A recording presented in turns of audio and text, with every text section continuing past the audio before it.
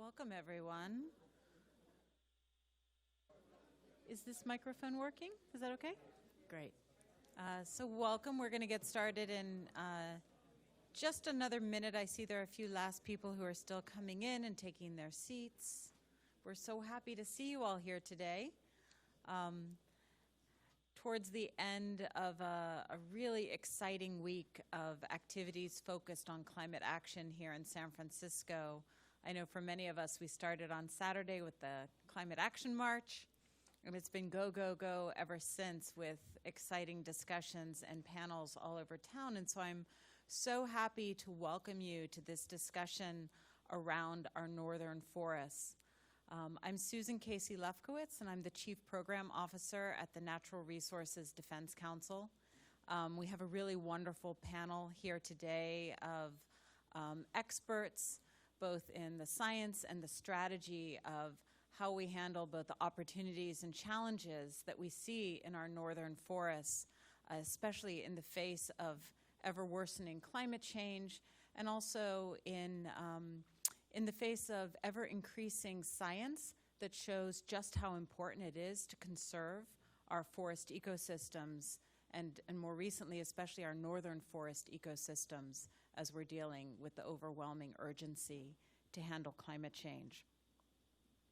So we're also having this air on YouTube, and so if anyone is watching on YouTube, I'd like to also welcome you.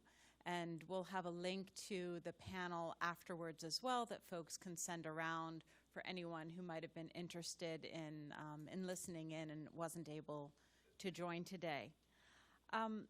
You know, I've been working on forest conservation for many years, and especially focused on the boreal forest in Canada.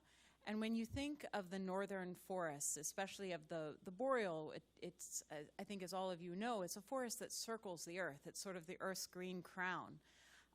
It's a really glorious forest that's just under the tundra. It goes across Canada and the United States, Russia, Scandinavia.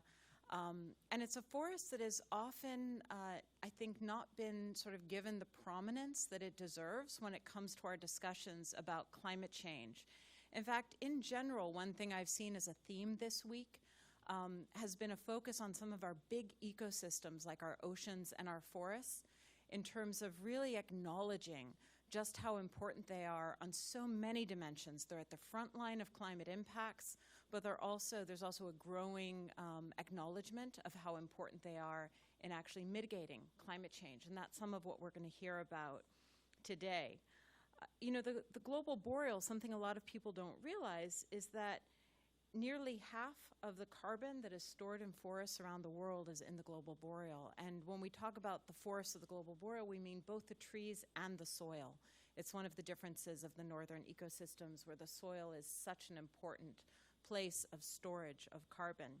And so when we look at the threats that exist in our northern forests, threats around logging, energy development, agriculture, threats that actually come from climate change itself, what we see is the potential to have essentially a huge carbon bomb if we continue along a path that in the end would release the type of carbon that is stored in these northern forests.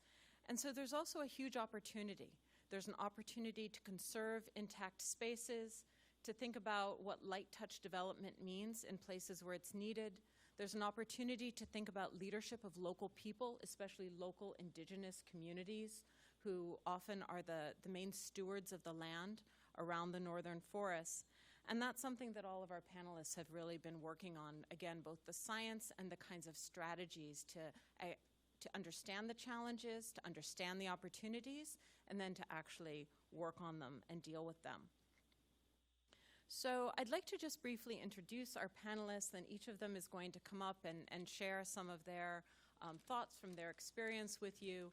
And then we're going to open it up to discussion. And I know we also have a lot of experts in the room, so we'd really welcome hearing from you on your perspectives. And we hope to have a really robust discussion about these issues. So first, we're going to hear from Anthony Swift. And Anthony directs the Canada project at the Natural Resources Defense Council. He's been working for a long time now on conservation of northern boreal forests in partnership with First Nations and environmental groups and many others in Canada, and especially has focused a lot on the threats from unsustainable logging as well as from energy development, especially in the tar sands oil extraction in Canada. And more recently, he's been really focusing in on the role of the boreal forest as a climate stabilizer, and that's part of what he's going to talk to us about today. Then we'll hear from Joanna Kerr, and Joanna is the Executive Director of Greenpeace Canada. We're really thrilled to have you here with us. NRDC and Greenpeace Canada have long been partners on the work to conserve forests in Canada, and the work that they do is really tremendous. Joanna herself has a long history looking at the intersection of environment, gender, poverty, and justice issues, all of which play out when we look at forest conservation. And she's going to talk a bit about the role for carbon storage in the boreal forest and how we can, and especially how Greenpeace is working to address some of the most immediate threats. Then we'll hear from Evgeny Schwartz. He's the director of WWF Russia, of the conservation program there. He has written many books and focused a lot on protected areas management across Russia's boreal forests. He's going to introduce us to the Russian forest ecosystem and again talk there about some of the threats and the strategies that they're using for conservation. And finally, we're going to hear from Dominique de la Sala. Dominique is a scientist and an author on forest conservation biology. We're really thrilled to have you here with us. He has been focused on the Alaska and Canadian temperate rainforests, another critical ecosystem of our northern forests. And so again, he's going to talk there for us about some of the threats and strategies that we see. So with that, I'd love to hand it over to you, Anthony, and we can get started. Thank you so much, Susan. As Susan mentioned, I'm the director of NRDC's Canada project, and I'm just going to spend my presentation talking a little bit more about the role that the global boreal plays as a climate mitigator. As many people, I think throughout this week we've been learning that forests globally play a indispensable role as part of the global arsenal to fight climate change and to reach a safe landing space.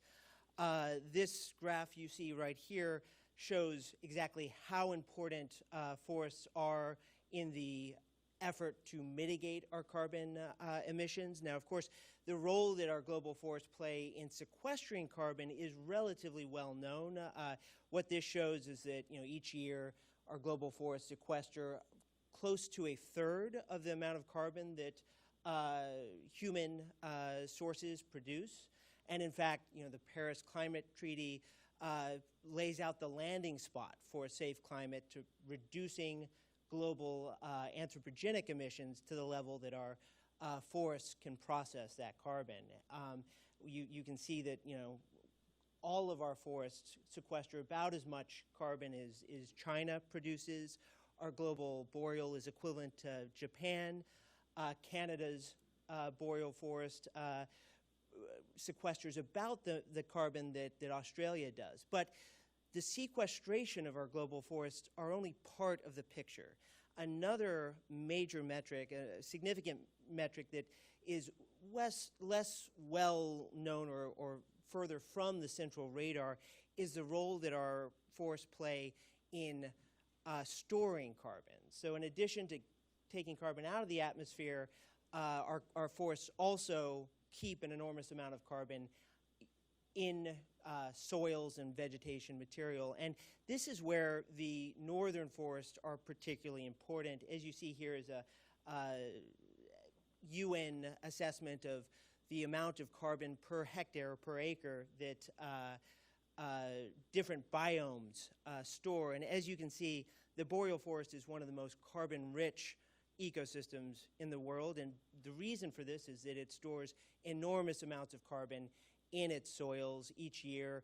The short growing season, along with the acidity of coniferous soils, tend to make the carbon cycle more of a one-way street in intact forest ecosystems in the boreal.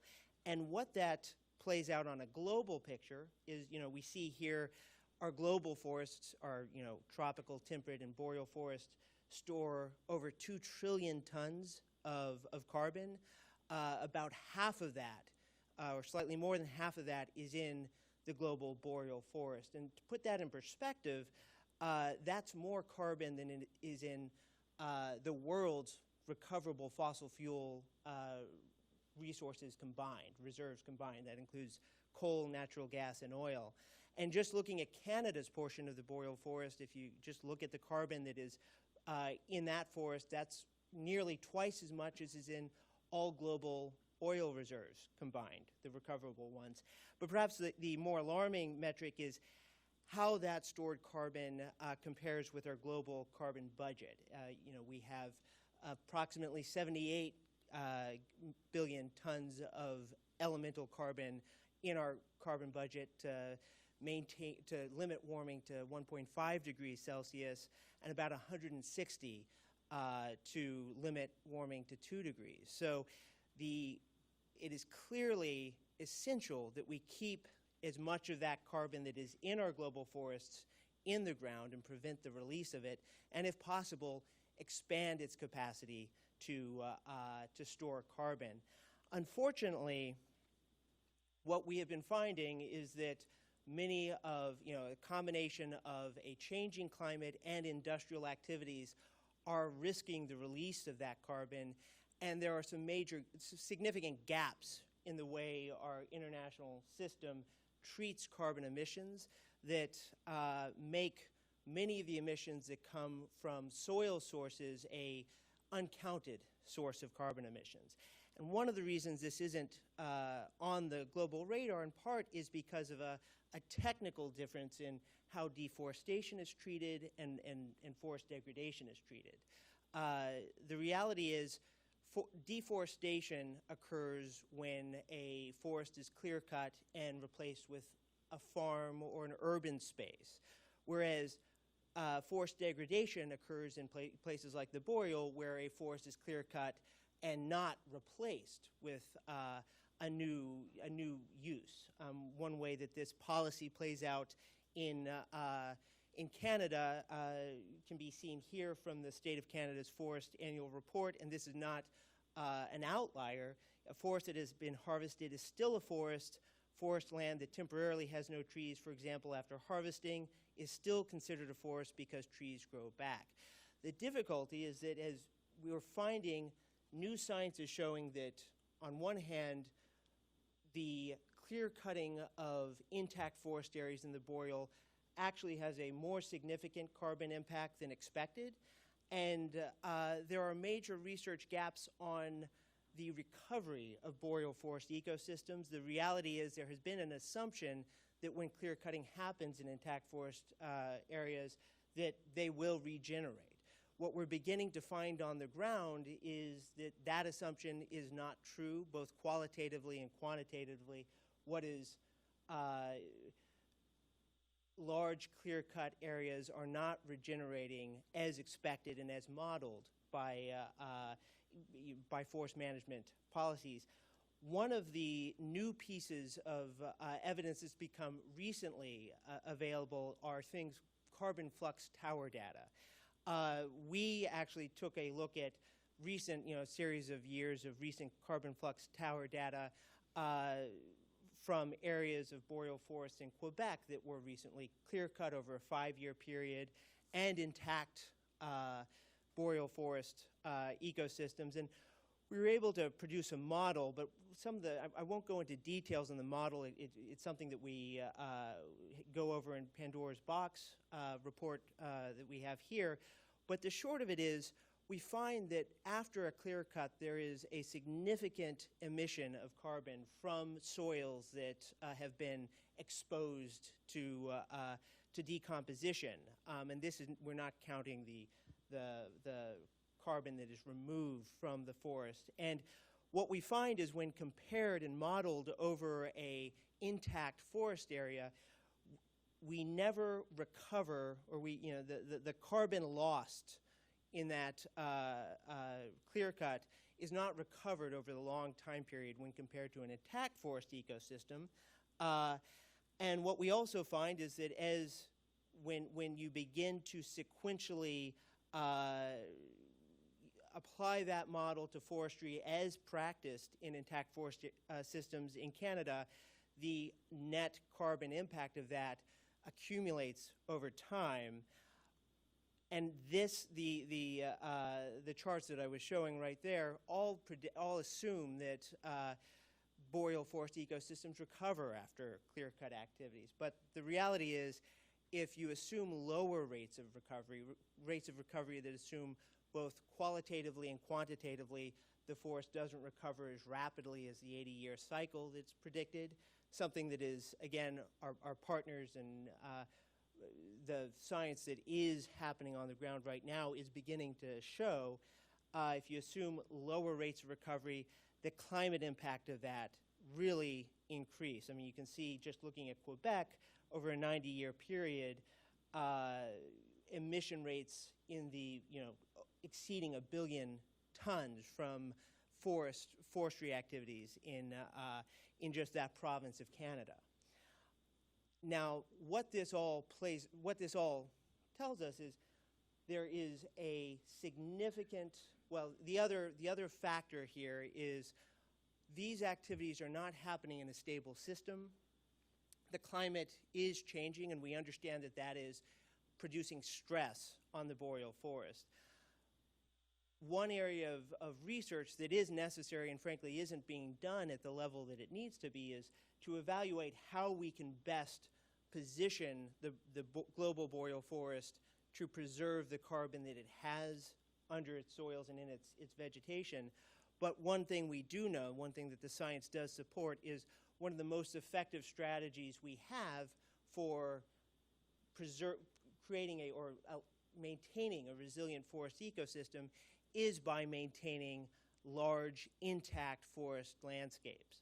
And that is a management opportunity that is available in the global boreal forest, but one of the difficulties is that the economic, we are seeing a kind of economic pressure on boreal ecosystems, in part driven by the U.S. market for materials like newspaper, tissues. Low-value forest products are driving a lot of the forestry activities in intact forests in Canada. To put things in perspective, each year about 1 million acres of boreal forest in Canada is clear-cut, and globally the boreal is losing about 6 million acres of intact forest areas each year. So the impact of this is significant, and it rivals activities in other forests in the world, but one of the reasons why it is less noted is in some ways the distinction between deforestation and forest degradation. And of course we know that, or the UN, my mind just had a quick, the IPCC noted that the climate impacts of forest degradation are as significant, or can be as significant as deforestation. So what that means is that the protection of the boreal forest is a global opportunity.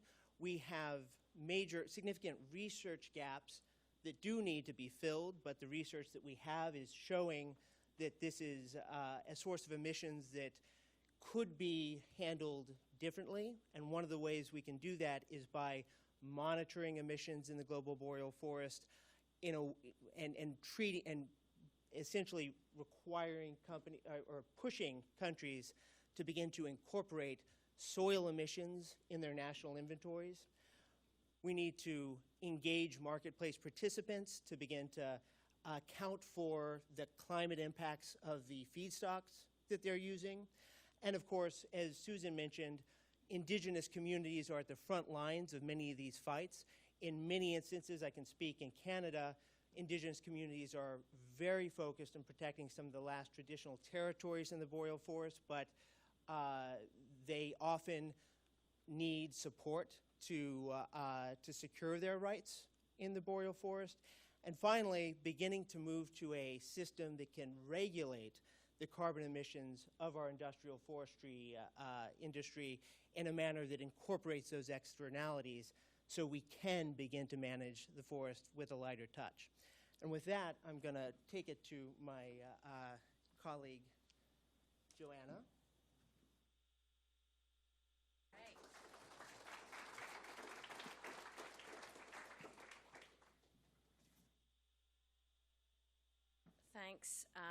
Thanks, Susan and Anthony, for inviting me here in NRDC to be really part of this really important discussion. And as a Canadian, it's nice to be here with so many friendly Americans, given that what we're having to deal with in other sectors. This Canadian boreal forest, it's a beautiful home of grizzly bears and wolverines and caribou, and it supports literally billions of migratory birds. But as we're talking here, it's actually a critical solution to climate change, just in terms of how much carbon is stored in this forest.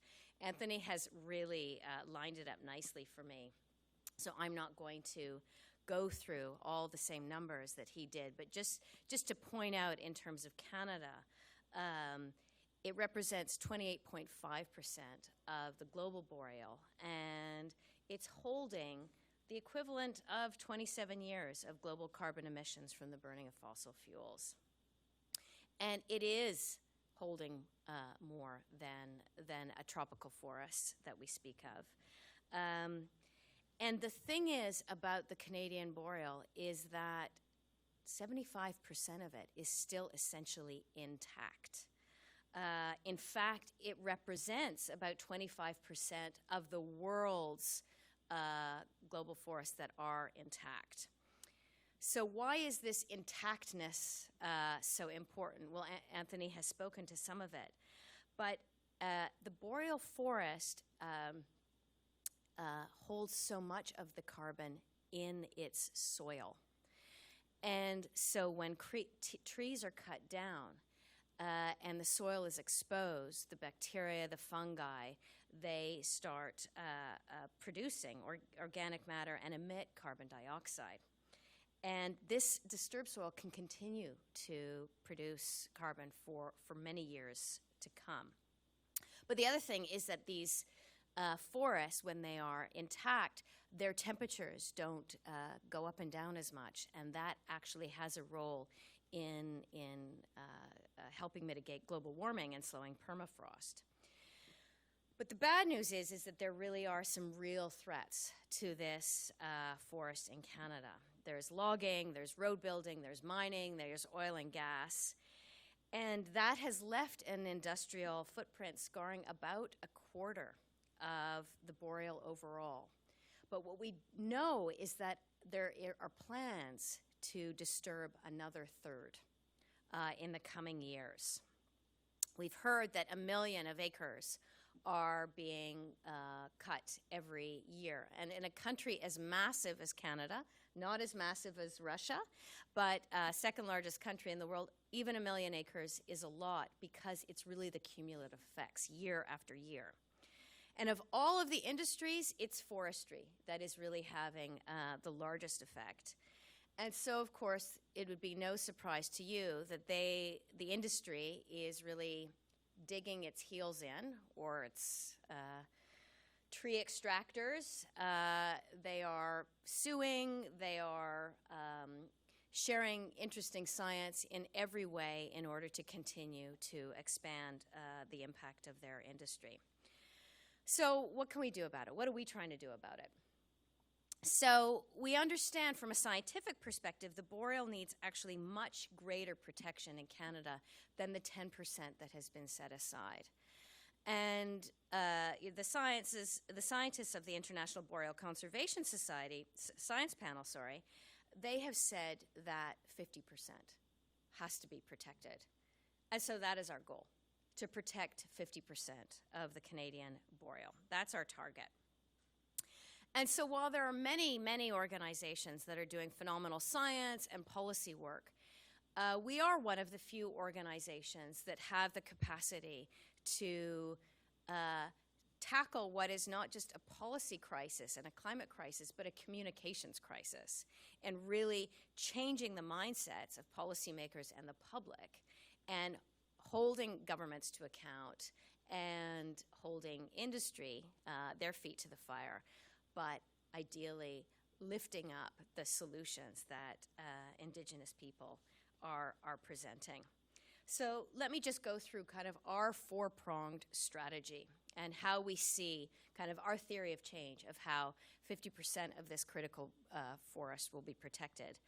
So the first one is really about getting new numbers of protected areas using a piece of legislation known as the Species at Risk law.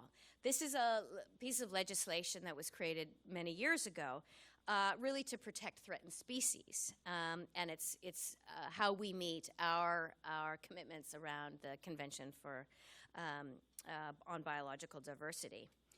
So the one species that has become this true conservation flashpoint in Canada is the woodland caribou. It's also the animal whose face is on our 25-cent coin.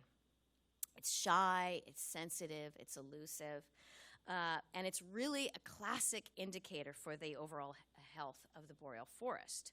It's like the canary in the coal mine. So if we protect them, it means we have to protect their habitat. And they need undisturbed forests. They need intact forests where the lichen grows and the roads have not been built where predatory wolves can come in and where the biodiversity flourishes. So it means we need to essentially maintain intact forests to protect their survival. So we know this key piece of legislation is not enough. And so we need the pressure on governments to really enact it. So we are going to continue to deliver high-profile media campaigns, getting celebrities, key influencers involved, using our multiple media channels to gain greater attention to what's at risk for the caribou, but also for these forests. And it's not just pie in the sky. Because we've already been able to see some key announcements in Alberta, this one just in May, Quebec and Manitoba.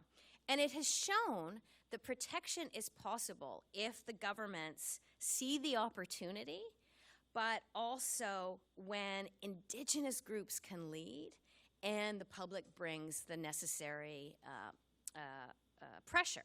And so that really takes me to my second point around really amplifying and profiling Indigenous leadership, but also the solutions, Indigenous-led solutions. And originally, Mandy Gull, who's part of the leadership of the Cree in Canada and is of the Waswanipi in Quebec, she was meant to be here with us today. She was with us in Greenpeace in Finland last week, and I think she got sick. So we apologize for that, but I wish she could have been here because what the Waswanipi are doing is really phenomenal. What we need to recognize is that the boreal forests, this vast landscape, is actually home to hundreds of First Nations who have been stewards of this land for literally thousands and thousands of years. But it's due to colonization and industrialization where their leadership and their rights have been sidelined. Greenpeace now has institutionalized Indigenous rights in our policies. Every single campaign has Indigenous rights at our core. And that means doing the slow, careful work of building relations, of understanding truly what needs to be done differently, how conservation groups can actually listen and allow them to lead. But really, that also means providing Indigenous groups our media channels and amplifying them as providing the solutions, because they have these very, very compelling solutions that also enable responsible economic activity. And so we've done this around the Great Bear Rainforest, in the Arctic, and we're doing this in the Boreal. And just to speak about the Waswanipi,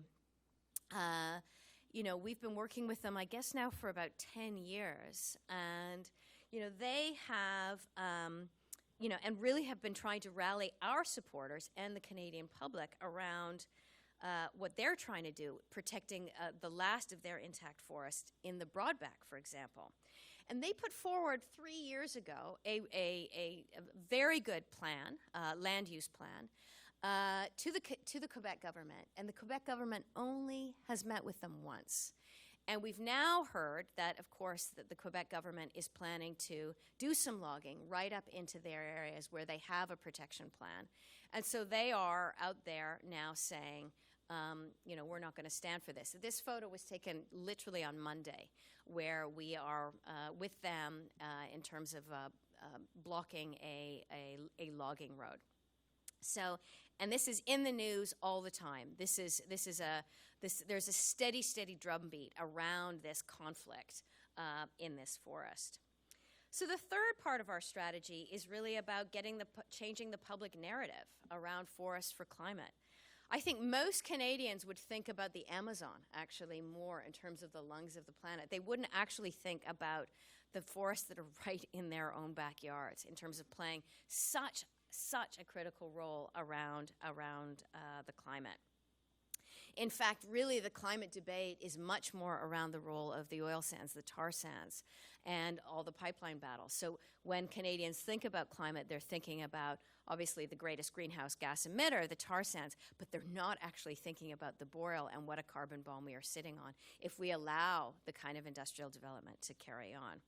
So with the amount of science, with the amount of growing evidence, it's really our role to really shift the public narrative about the fundamental value of these forests, these beautiful, beautiful forests, not just in terms of their biodiversity, but in terms of their role in the climate.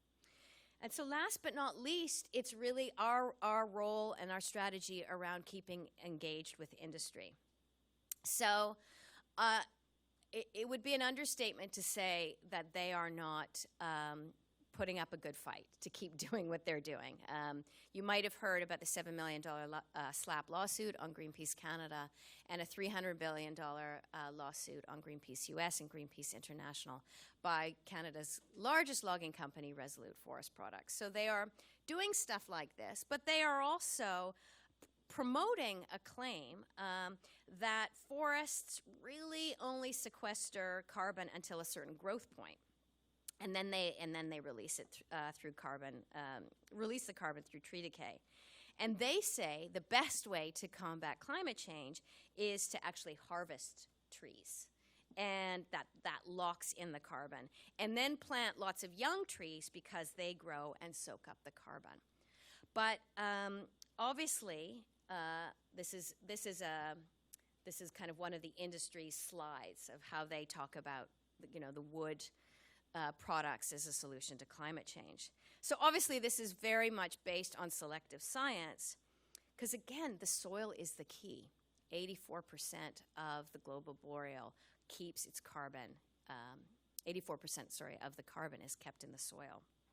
So this is a very well-funded campaign by the forest industry to promote harvesting as a climate change solution.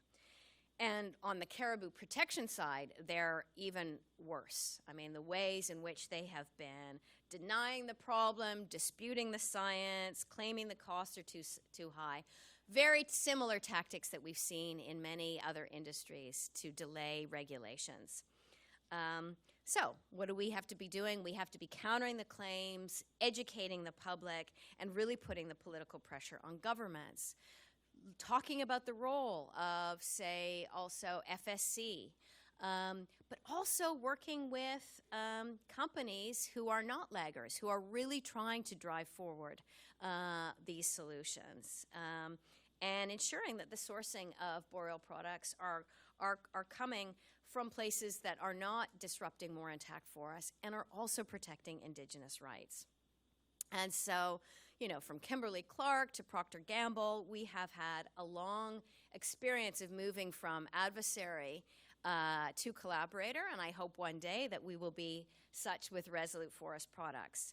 But we really will be working ongoing with industry leaders, those who are helping to kind of push the laggards, to bring them the new science, bring them together, use our convening power to network with them and help them push the solutions, because often they can have greater impact on some of the, or alongside the public pressure with the governments.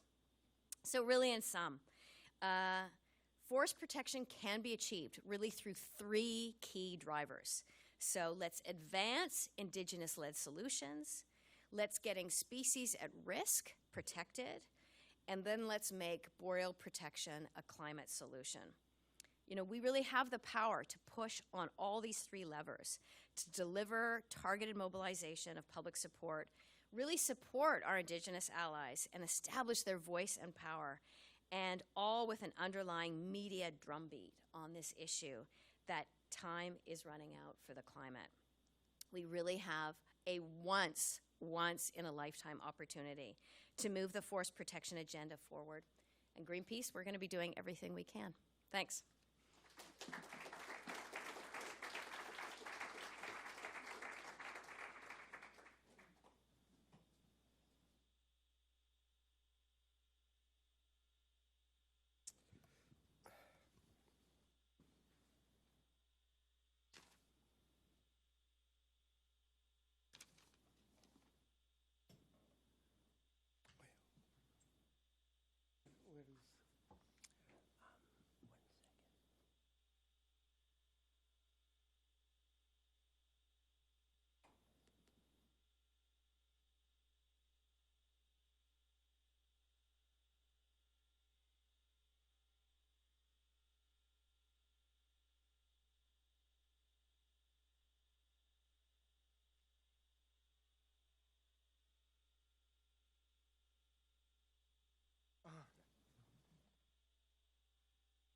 Thank you very much indeed. I'm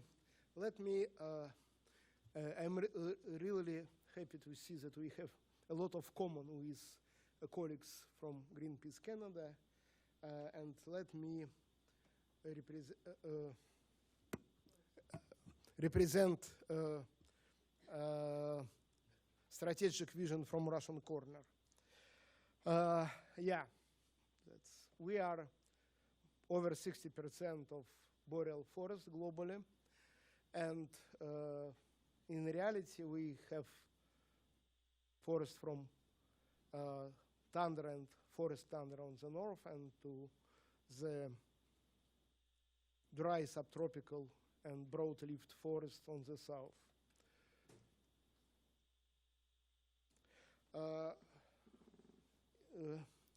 Already it was presented the important role of the soil carbon stock in the boreal forests, and demonstrate that sequestration of carbon by boreal forest is one of the major tools to sequester carbon. And importance of the forest sector, they are around 18% of global annual CO2 emissions, and boreal peatlands carbon sink should be seriously taken into account as additional threat. And degradation of permafrost in several hundred kilometers northwards could be, maybe I cannot tell bomb, but could be very serious source of carbon in air. Historically, we have a significant proportion of protected forest, more than around 210 million hectare forest protected as classical, national or regional or local protected areas. At the same time, around 70 million hectares is protected as special protected forest patches under the formal forest code and forest legal regulations. And last year we have potential serious victory when we change bylaws about specially protected forest stamps, that those stamps could be significant by area, not only 100 but by 10,000 hectares, and could be used for protection of so-called national forest heritage. We were able to lobby in the basics of national forest policy that national forest heritage could be forest that never was cutted. It was never implemented, and Federal Forest Agency don't like to do so, but this is still acting national policy signed by acting Prime Minister, and legally it is, from this year it became possible to establish, and we're proud that at least 2 companies already apply to the National Forest Agency to establish natural forest heritage sites. This is important because it will allow them not pay taxes for protected under FSC intact forest landscape, and not pay twice for forests that they not cut. General Russian export and not roundwood going mainly to China. This is changes during the last 15 years, and total amount of forest timbers are going to China and to US above 54 million US dollars for each country. Total timber harvested last year, it was 212 million cubic meters, and illegal logging between 10 and 20%. Very funny. Probably this is around point where Russian Prime Minister and Greenpeace Russia has the same figures. Yesterday, especially check. Unfortunately, for some most important trees like Mongolian oak, Manchurian ash, and other hardwood species that grow up in tiger and leopard habitats, our data from Russian Customs Service demonstrates that twice bigger than official allowed. It means that 50% go for export illegally. The same as in Canada, the major reason for and threats for intact forest landscape, they are man-induced forest fires, logging, and linear infrastructure and mining development. Unfortunately, maybe it is not unfortunately, but you know that each thing has positive and negative side, because oil companies, mining companies, and infrastructure companies should pay for transferred forests. Federal Forest Service have some income, significant income, and not try to and companies don't try to restrict the areas that they convert. From 35 billion rubles of income of Federal Forest Service, 2.5 billions came from infrastructure, payments for infrastructure and mining conversion.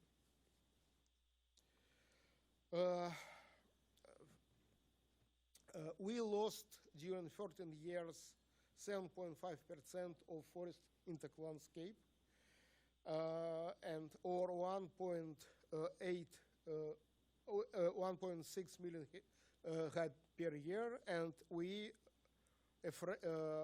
yesterday we announced that in current situation it could grow up to 2.5 million hectares for the next 5 years.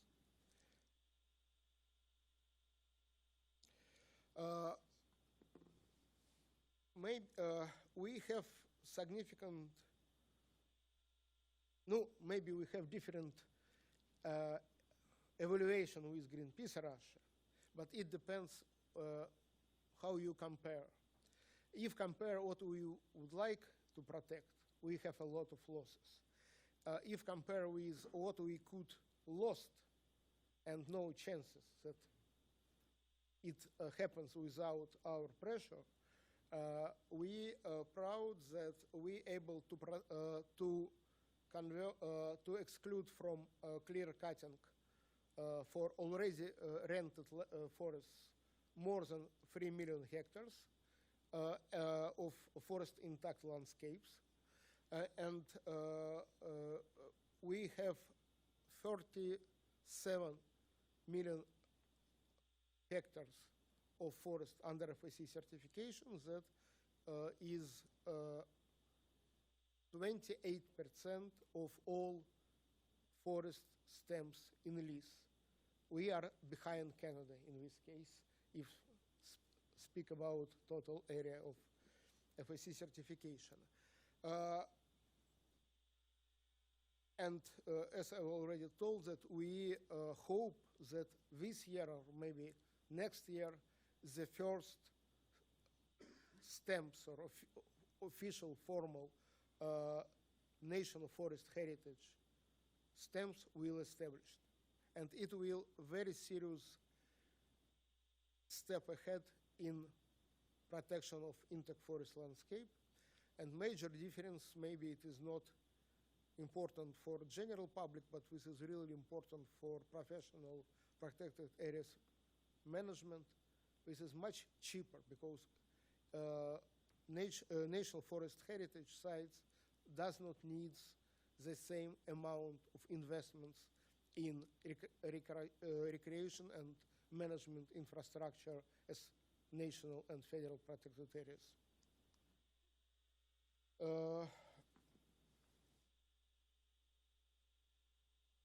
If you ask me to whom I trust more, to federal forest management authorities or big forest companies, I need to tell that maybe this is unfortunately, but in Russian reality, I much more trust to forest companies. Because especially when we deal with companies that acting on international market, companies that have significant share in their ownership from international sources, companies that directly dependent from international funding, and they are not under the restrictions from the political point of view.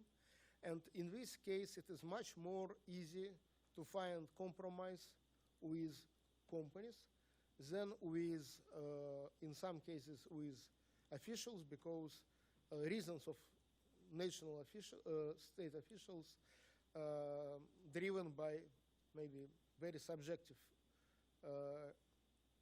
factors or maybe wrongly perceived national pride. It's very different to explain that FSC is not against Russia.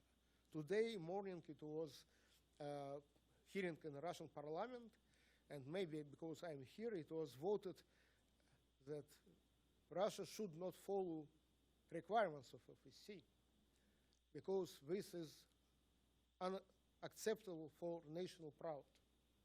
But it seems to me that this is absolutely wrong approach, because if we would like to keep share on the international market, we need to hear the consumer's voice. And this is not because it was dictated by Mr. Trump. It was just because it was dictated by consumers. And WM of Russia position on boreal forest carbon storage and sink. First of all, the intact boreal forest landscape should be acknowledged by international agreements as a globally critical carbon sink. We even have special suggestions for Convention on Biodiversity about protection of intact landscapes on the border between different countries. Incentives for intact forest landscape preservation at country level should be in place, by international level too, no doubts.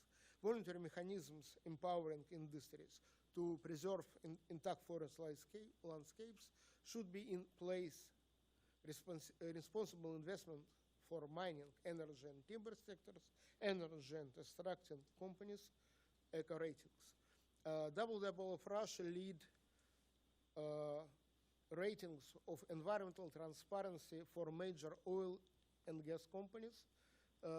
This year it will announce the 5th year's rating, and the 3rd year we drive the same rating or similar rating, not the same simple for mining companies, and we able to see how corporate management and behavior advanced and improved as a result of voluntary tool.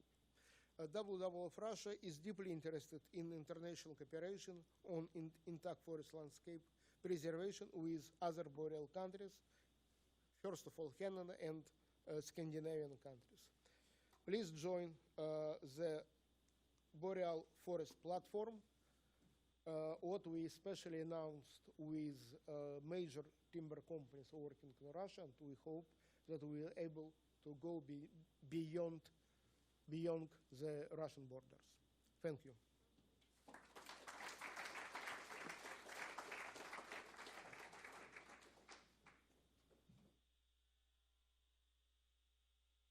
Okay.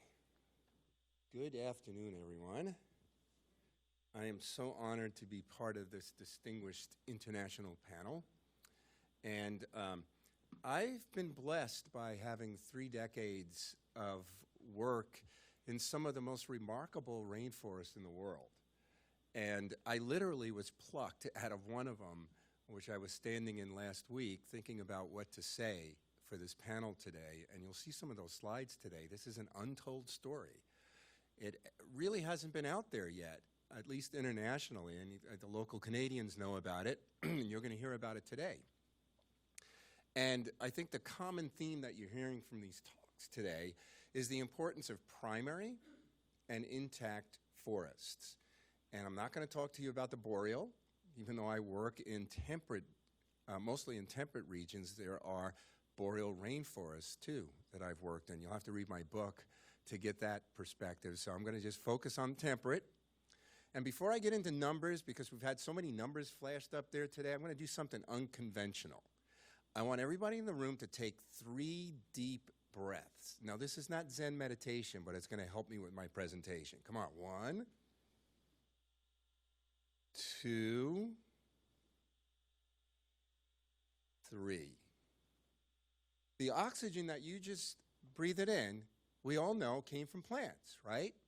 That's a function that forests have had for millennia, multiple millennia. We know that about forests.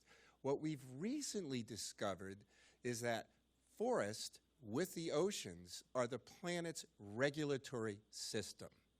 We cannot keep the global temperature from overheating without conservation of those 2 systems. We cannot meet the 1.5 degrees centigrade target without forest conservation. That is not going to happen. Forests can't do it alone. Oceans can't do it alone. We've got to reduce and get off of fossil fuels. So that's kind of the bottom line, but we're going to zoom in on that bottom line by focusing on some of these forgotten rainforests that aren't getting the kinds of attention rightfully given to the world's tropical rainforest, which is where I work, cataloging these forgotten places, the last of the wild, and we're out there mapping and cataloging them quickly as possible because many of them are being logged before we even inventory the places, and that's pretty much what you'll see here. Whoops. Okie dokie. There we go. So the northern forest in general are really a natural climate solution, right? And this is a term that we're seeing in the literature now increasingly. They need to be involved in the mitigation of the climate in all kinds of carbon and climate policies, and it needs to be global in scope. And so here's the choices that we face.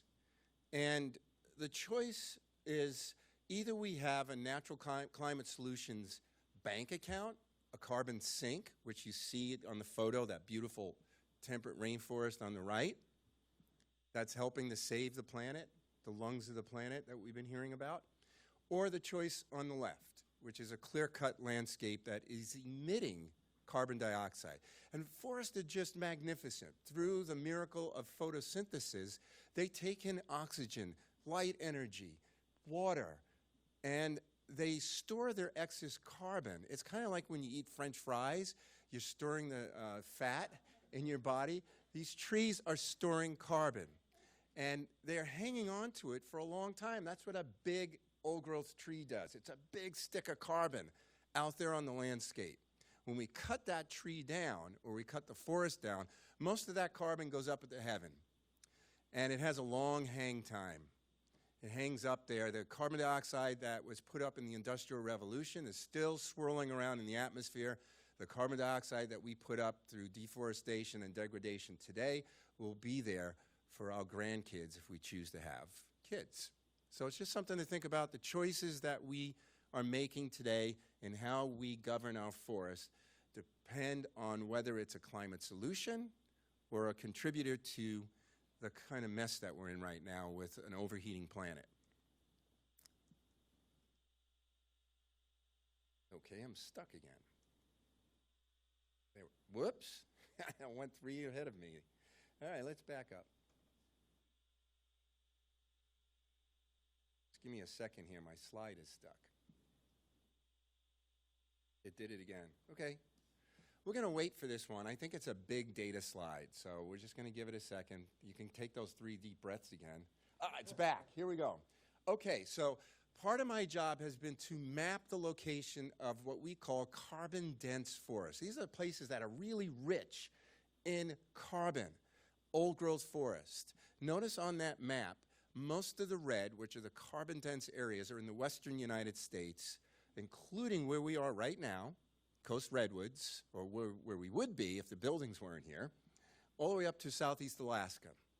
That is the carbon-rich profile of the United States. 30 million acres of the highest carbon-dense forest in the U.S., storing about 14 billion metric tons of carbon, roughly 7 times the amount of U.S. emissions. So if we cut all those forests down, we would emit about 7 times the amount of the nation's annual emissions. So you see they're doing a good job scrubbing the atmosphere of what we're putting up through our pollution.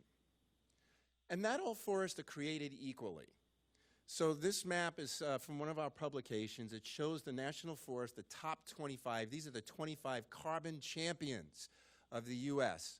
National Forest System. Notice the Tongass. And this is where I was 2 weeks ago.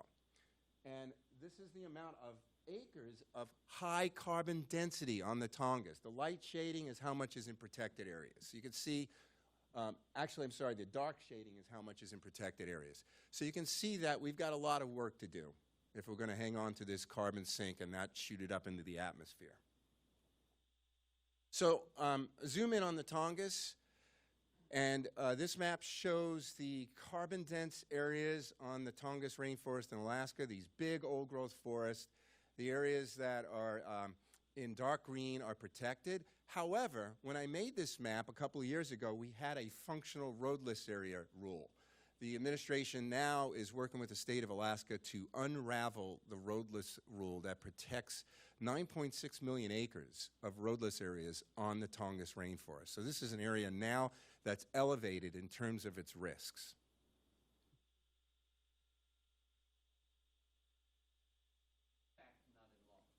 Yeah, those are protected areas, so some degree of protection.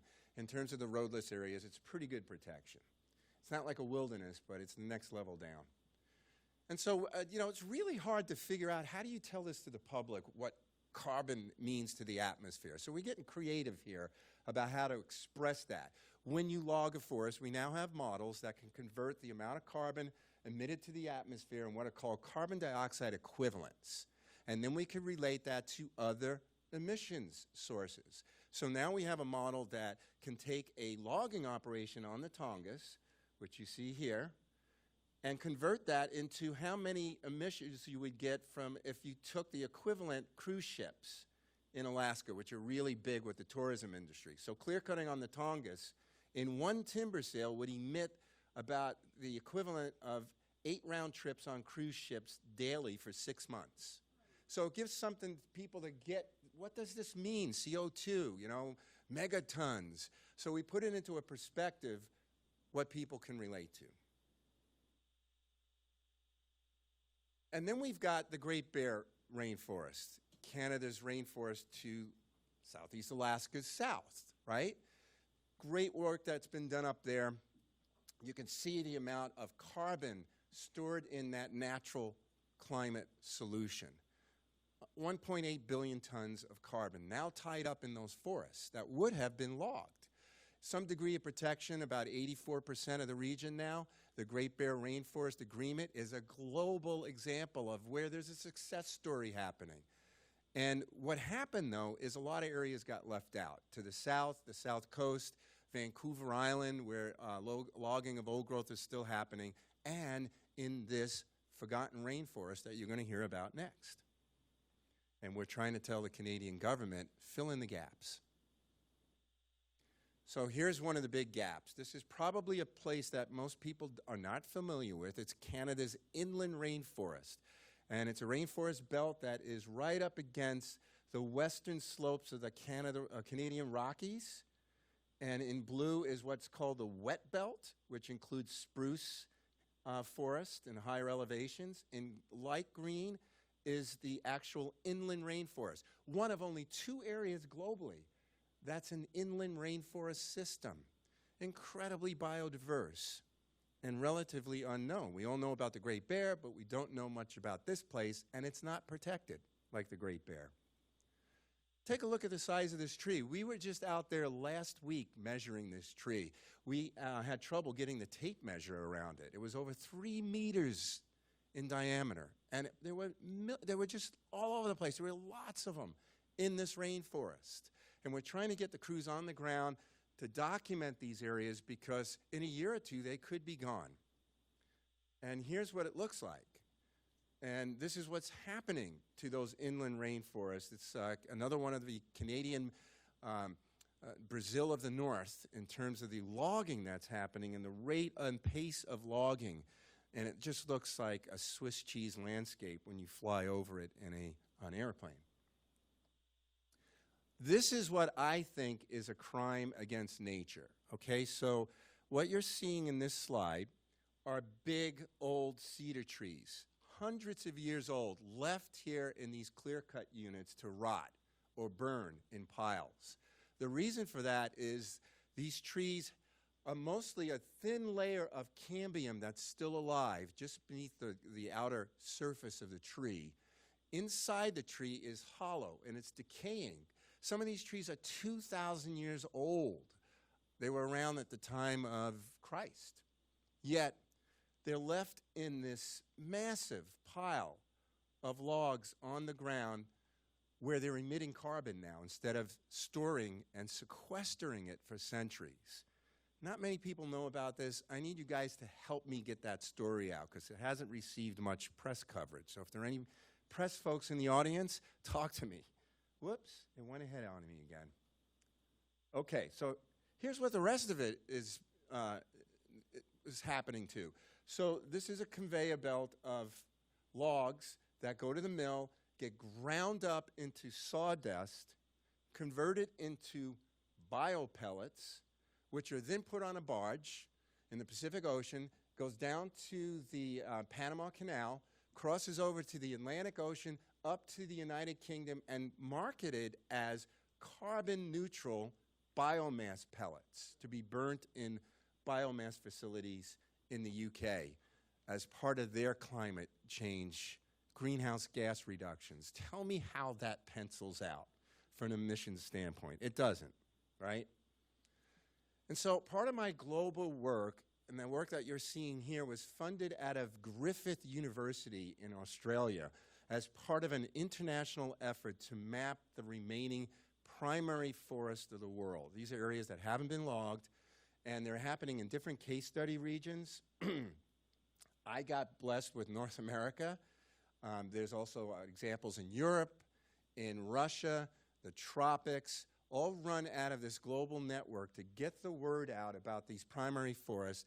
A lot of this is happening through this new coalition called INTACT, which is International Action for the World's Primary Forests. There's the website, and they're about getting the word out. There's 99 organizations now that are part of this INTACT network.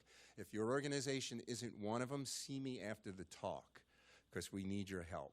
And that's where I'm going to end it on this slide, mainly that we've heard about 4-point plans and different plans. Here's the circular breathing plan. So we'll get back to that breathing in and out, right? So what we want to do is stop logging these natural climate solutions, the primary forest. If we do that, not only do we get a climate benefit, but we get all these co-benefits. We know that. We've done the analysis. If you overlay primary forest with carbon, you pick up all of these other values. Take an ecosystem stress pill. That's how you have a resilient forest. You reduce the stress load from human activity on those forests so they can adapt to the changing climate, maintain intact landscapes as climate refugia or sanctuaries, and reduce the forestry emissions. This is what we need to do in addition to getting off of fossil fuels to save the planet. And so help me get the word out about these forgotten rainforests. Thanks.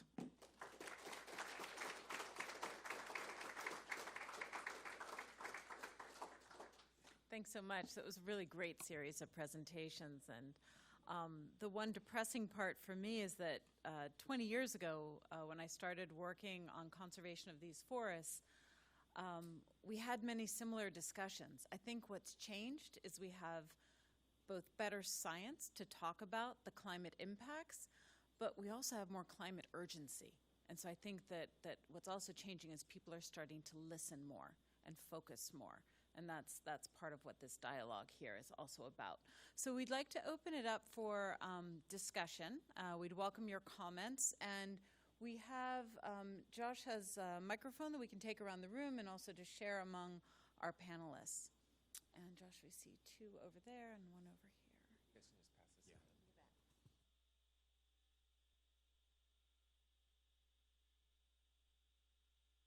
Hi, I'm Eugenie Matthew from Aviva Investors, a British investment fund. I apologise as a Brit for the stupidity of the British policy on the pellets. Separately, I've been talking to lots of companies in the government in Britain about plastic reduction, and I'm quite surprised by the view I'm getting back from everybody, which is it's fine, we can replace plastic with paper, and particularly in food packaging. And it's really seen as the problem-free solution. And when I say I'm not sure it's a problem-free solution, we can get FSC paper, 0 problems.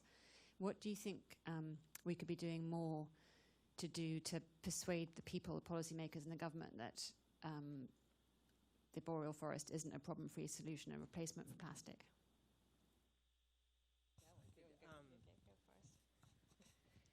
It's a really good question, and I suppose the way I would start with this is really how we went about dealing with changing our energy systems decades ago. It was, it was a big problem, and we actually we created incentives and really created a concerted effort to develop economic alternatives for fossil fuels. That's how photovoltaics came around, wind power, efficiency.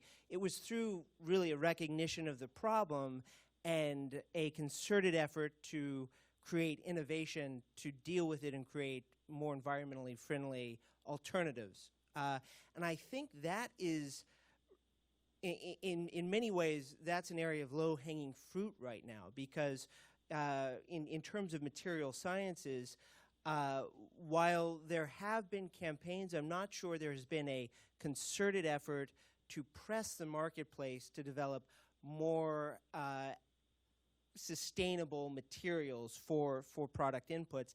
And there's not a one-size-fits-all solution, but it's going to require essentially a new look at the bioeconomy that finds, there are solutions on the periphery, and frankly, I think there's a lot, there's low-hanging fruit in the creation of a bioeconomy that generates these products without pressing our intact forests, and some of that might mean a new look at how we look at agricultural products, how we look at our feedstocks, how we efficiently use recycled products, those sorts of things. But it's a conversation that hasn't been happening at the level it needs to be, given the amount of carbon that really is at stake for these issues. And let's maybe take another question then, and then, for example, Joanne, if you wanted to also circle back to this as part of the next answer, we can kind of keep things going.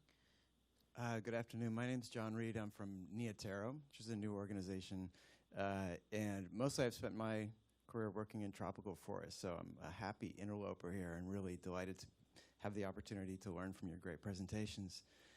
And my question really is about the intactness came up in all of your presentations as a common thread, and my question is, the papers that have been coming out in the last couple of years measuring the degree of loss of intact forests and their importance, two questions about that. One is, if any of you could comment on the science that's permitted us to sort of see which forests are these intact forests, and then second part, how useful is intactness as an organizing principle around your work? Thanks. Well, what a great question that is. I think there are two parts to that question. First is primary, right? So a primary forest is one that has no evidence of logging in it. And then there's the question of intactness. And intactness, and what we refer to in ecology, is a scale and context dependent. So in some places like the Canadian boreal, much of that northern distribution of the boreal system is relatively intact. And in places like the Tongass rainforest, much of it is relatively intact.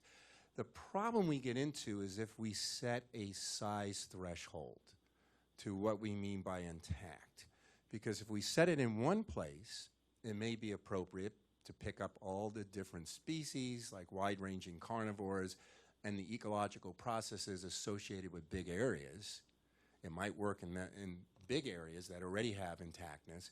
But if you do that same threshold everywhere, you leave out a lot of the primary forest fragments that have high ecological value. This is the case for like the hotspots in the tropics that aren't, there's not, in many places there aren't big blocks left, but they're incredibly biodiverse. Or in the Pacific Northwest where I live, incredibly biodiverse old growth forests that aren't necessarily intact when you compare them to the boreal. So I think we have to be careful that when we talk about intactness, while important, because you want everything in place, we don't forget about what these other areas have that may not be as relatively intact as the tropics or the boreal systems have big blocks of forest. I think that's where we get into context matters. So I hope I dealt with that. So let's again take another question, and then let's maybe go to Joanne and to Evgeny, and then if you want to circle back to any of the earlier questions, that's also great. Great. Thanks very much. Thanks for the great presentations. Peter Riggs from Pivot Point. My question is sort of on one of those potential research gaps. I'd like to understand it as a research, if it's a research gap, and it has to do with albedo effect. Version 1 of the IPCC special report on the 1.5 degree goal is very ambivalent about the contribution of boreal forests. Anthony, you seem to indicate the second version is a little better on that, but the shift from dark coniferous forests to snow or what have you, more reflective, has sort of changed and different interpretations of the value of boreal in terms of its both its sequestration and within the overall light dynamics of the atmosphere. And it may also be that there's a deliberate attempt to obfuscate this albedo effect. I don't know what it is, and I'd love someone to address it and give us some sense of how that albedo effect plays out in the models. Thanks. Jen, you want to comment on that one? Want to comment on this one? No. Okay. I can just say something quickly on that, which is, you know, this is an area where there is the science, there's a sort of a dispute in the science, if that makes any sense. Many of the most recent papers that I've seen on this issue actually point to, I mean, not to get into details but in coniferous forests produce aerosols which reflect back heat. And you know, a number of recent papers have suggested and have found that that dynamic actually outweighs the albedo effect in the boreal. So the short of it is, much of the research over the last 2 years suggests that the boreal forest, from that perspective, still has a cooling effect, even when accounting for the albedo effect. But the more important point I would say is that, I won't say it's the more important point, but an important point that can't get lost in this is, again, going back to that question of how much carbon is under the boreal and being able to keep that carbon in place. And ultimately that is, as you saw that graph, keeping as close to 100% of that in place is a critical task if we're going to meet our global climate goals. So we only have a few more minutes. Let's maybe take 2 or 3 quick questions all bundled, and then we can circle back. Yeah, I think 1, 2, 3, and we'll call it done. Thank you. Hi, my name is Lehiona. I'm a PhD student at Stanford studying forest soil carbon, and I'm also Canadian.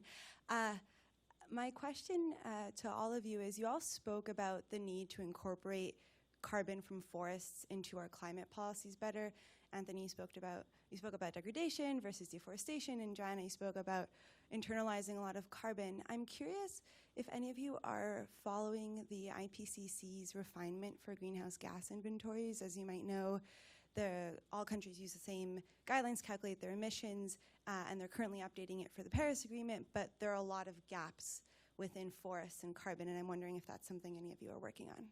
Great, thanks. So again, we'll take 2 more questions, and then we'll circle back for answers. Hi, Dave Marvin from Nature Conservancy. I'm a scientist working on forest carbon as well. And this is not a question not to minimize the impact and threat of logging to boreal forests, but I'm wondering, in addition to that threat, the rising threat of standard placing, wildfire events, and tree mortality driven by insect infestations. How do you think of that in addition to your thoughts on reducing the impact of logging in these areas?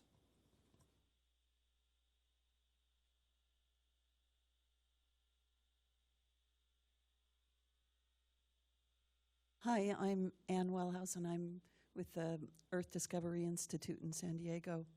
And I noticed on Evgeny's map that there were a lot of anthropogenic forest fires going on, and I Googled it, and there are 500 burning in Canada right now, with 300 of them out of control. This is coming from California, where we're burning to the ground every year now. I just wondered, is this a let burn policy, or is there active wildfire suppression going on, or not?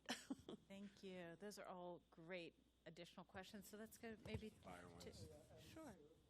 Yeah, and then we'll allow everyone a final comment before we close. So in my other life, I also work on dry forest, and I've worked with a bunch of scientists from around the world on a book called The Ecological Value of Mixed Severity Fires, Nature's Phoenix. There's 13 chapters in that book, one specific to fire issues. I also serve on the Oregon Global Warming Commission's task force on forest carbon. We are about to release a new study, a new report, that looked at emissions from forest fires. That report looked at it over a 2-decade span and found that, on average, the emissions from forest fires are less than 10% of the state's global greenhouse gas emissions, and in many years, 3 to 5%. It's not a big spike of carbon dioxide. It might look like it. Big smoke plume in the air. Most of that's water vapor, some black carbon in it, which is short-lived. It is not currently a problem. The benefits of these fires ecologically outweigh any of the impacts ecologically. And that's not talking about the human risks and the health issues, but just from an ecological standpoint, these are very ecologically beneficial fires currently. Now, as the climate shifts, that could change. Emissions can go up. By far, the emissions coming from logging forest to attempt to reduce fire intensity far exceed the emissions coming from individual forest fires or the collection of forest fires at the state level. That's what that report shows. And I think the situation is the same in California. And real quickly about your question about the IPCC, I'm one of the numerous reviewers of the IPCC report, also finding gaps in the forest carbon estimators. It's a real problem, I think, that we've got to get the new science in there about emissions from logging that are really the problem here and not the emissions from forest fires. And so those were my comments in a nutshell on the recent IPCC report. I will try to answer 2 questions about forest fires in Russia.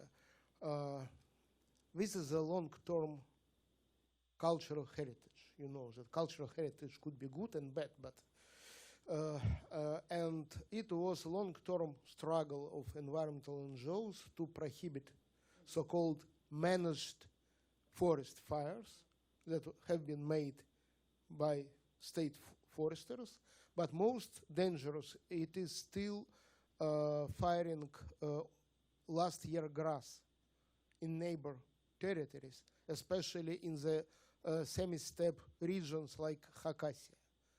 The most dangerous forest fires that happens last years in Russia, it came from agricultural land. It was fires organized by agricultural land owners. It was great victory when in April 2013 it was special presidential order to prohibit it. And now legally it is prohibited. But you know, the most difficult to change the cultural habits. And the problem is that Russian Federal Forest Service not able and have not any habits to work and to speak with population as with even partner. Because if you would like to change waste management, you're able to teach pupils. Pupils will go to parents and tell, please take separate wastes.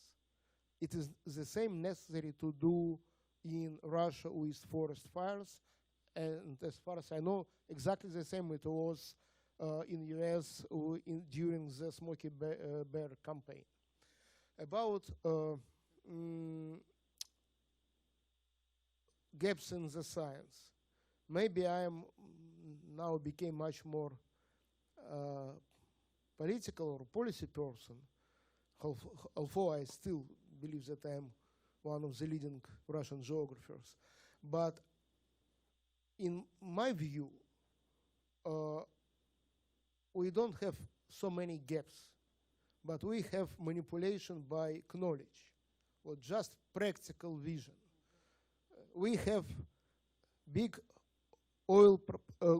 coal producing company that finance National Forest Institute. Why? Because they would like to prove that Russian forests sequester so many carbon that they don't need to stop produce coal.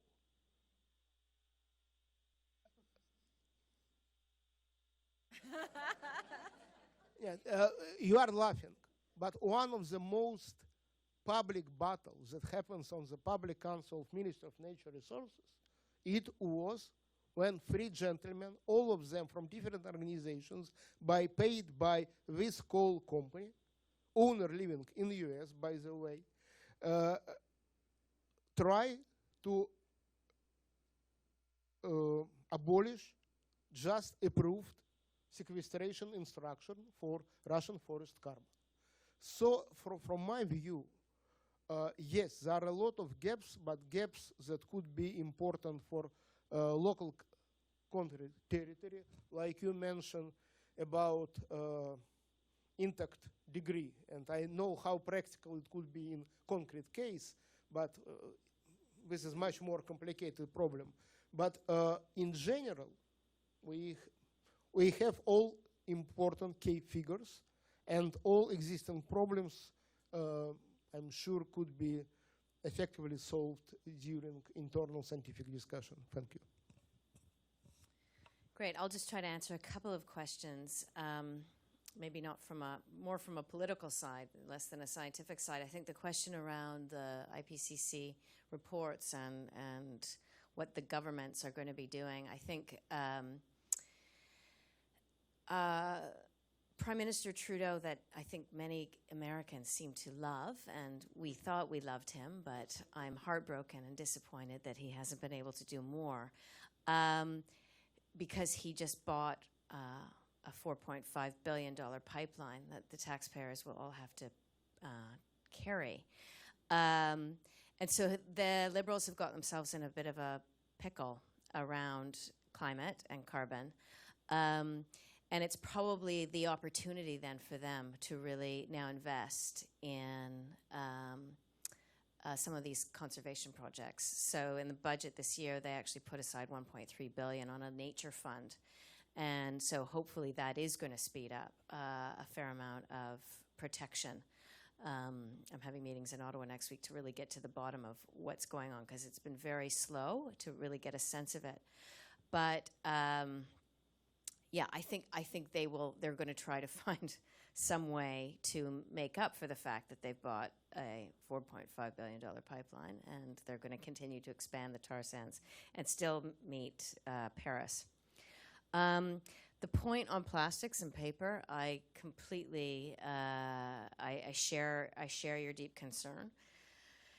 And so what does one do? You know, ultimately, we still live in a very consumer-based society where single-use products are the norm. And so certainly as an organization like Greenpeace, which has been increasingly campaigning on the banning of single-use products, plastic, you know, the role that we and others need to play in terms of the same, around the paper side. My sister has just retired from the corporate sector in the food industry, in the retail sector. And so she's now ready to kind of download all her dirty secrets around how food retail really has played the system nationally and globally around packaging. But it's we have to change the way we live, and we can't kind of Starbucks our way out of this carbon problem. And last, on forest fires, thanks for all those really helpful responses. But I think being in Canada and knowing what's happening in the news every day, as I think I said, that partially the climate crisis is a communication crisis, and I think now most people are really starting to feel it, and that there have been so many fires burning this summer, and so many people have just felt the end is nigh. So I'm hoping, sadly, that there's going to be more action. Thanks. Well, and to just address, I think most of the questions have been addressed, but I'd like to say one point which goes back to this question of forest fires and how we deal with the protection of this ecosystem. And I think the reality is, given the amount of carbon that is at stake in this particular ecosystem, we really need a new conversation, one to be focused on how we can make the boreal forest as resilient as possible given the amount of warming that is already locked into the system. We know that the forest will be under stress, but I would say the science that has been done, and on this question there should be more science, but the science that has been done does support the fact, or does support the proposition that large intact forest areas are more resistant to these stresses and to the stresses induced by a warming climate. Of course, fires have been a natural part of the boreal ecosystem, but we do know that large intact boreal forest systems are more capable of dealing with the warming planet. And unfortunately, I think Joanna made this point in her presentation well, we are also dealing with an environment in which there is an active campaign engaged to really make the case that we need to cut the entire boreal forest down as quickly as we possibly can before something can happen to it. And the reality is, what we've seen is that the world cannot afford the climate consequences of that path. So we do need to create a new conversation around building the boreal's resiliency. And that is an excellent place to stop. We're already over time, and so I want to thank you all so much for your patience and indulging the conversation. Our panelists will still be here and be able to chat. We're going to actually have a reception now, so we'd invite you to join us for some snacks and additional conversation. And so I just wanted to draw us to a close by thanking all of you for coming, for engaging in this discussion. Our extraordinary panelists, Josh Axelrod, who did most of this organization, and the whole team at NRDC that works on this Canadian forest issue, and also the broader NRDC team that's been so supportive in helping us organize this event. So thanks to everyone.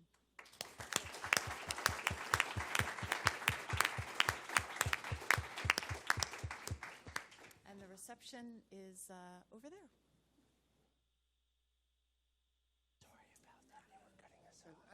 Just forget to tell the very important that situation is climate in Russia or changing the last 2 years because WWF is very big. Yes, although it cost me additional share of the public council, but every day. So hopefully it was a user problem. Yeah, I think it works.